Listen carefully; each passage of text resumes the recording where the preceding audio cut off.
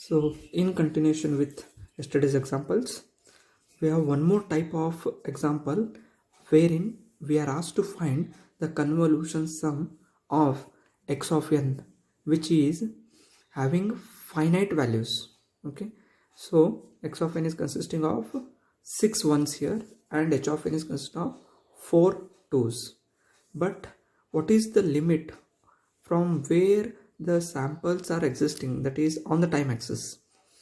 The arrow indicates here in this, for example, x of n equal to, the arrow indicating a sample at n equal to 0. Here also a arrow is indicating a sample at n equal to 0. On the right side, whatever the samples exist, they are on the positive side of time axis. That is, this arrow is indicating at n equal to 0.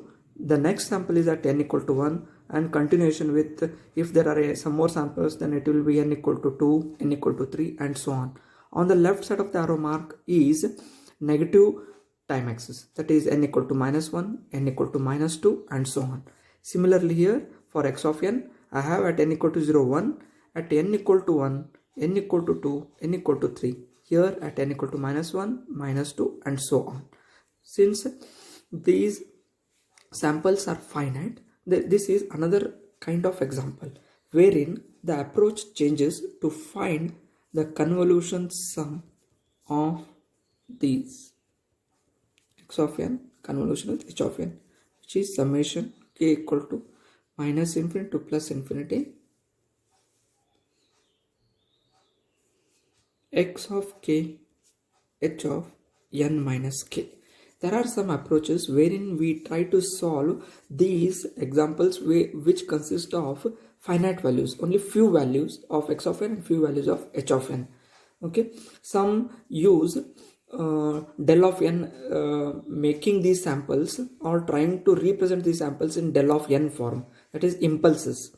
Okay, that is one approach. Another approach is graphical method, wherein you are trying to draw the samples in terms of graphs and then shift them. Okay, one simple approach I will try to solve here, that is, we call it as tabulation approach or tabulation method. Whenever you get the samples which are finite, which are only few, then use this tabulation method, that is, represent x of n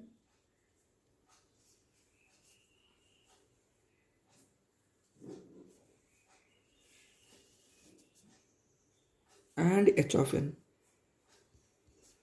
horizontally and vertically. So I have x of n 6 samples and h of n 4 samples. Okay, represent them horizontally and vertically.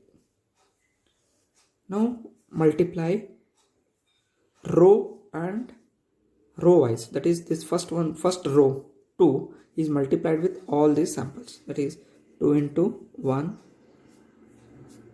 2 2 2. Okay, similarly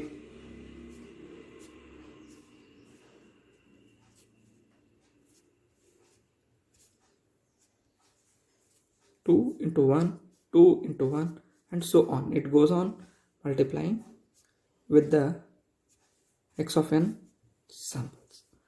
Once you multiply this, okay, you have to add, to get y of n, you have to add diagonally.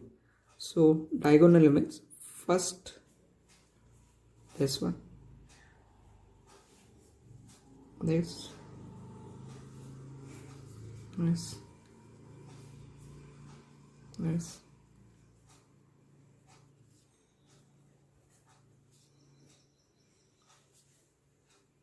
yes. Once you mark this such diagonal things, okay, so y of n is first one 2, there is no sample.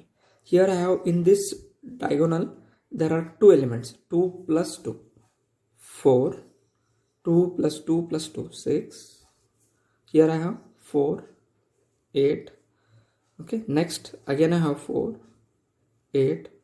Next I have 4 8 6 4 2. Okay, so these are my output samples, and that's it. This is my answer. But what are the values on the negative time axis and positive time axis? So for that, you just go to the input samples, wherein the arrow mark is indicating on the left side you have 2 samples for x of n, and for h of n you have on the left side of the arrow mark 2 samples. 2 plus 2, 4 samples. On the left side there should be 4 samples. See that when you put an arrow mark for your output, on the left side there should be 4 samples. 4 samples here, put the arrow mark here. So the number of samples in your output should always be equal to number of samples in x of n plus number of samples in h of n minus 1.